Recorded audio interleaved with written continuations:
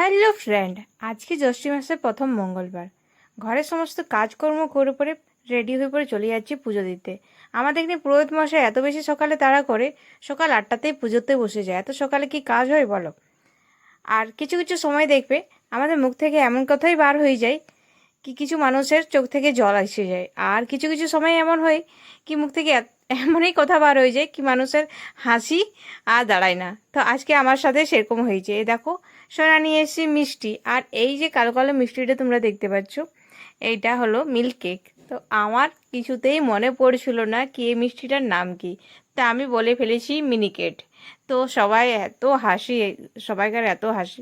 আর রোদ প্রত্যেক দিন বিকাল হলেই ঝড় বৃষ্টি এসে যাচ্ছে। আর আজকে আমার বিকাল দিকে শরীরটা একটু খারাপ লাগছিল, মানে সর্দি সর্দি লাগছিল।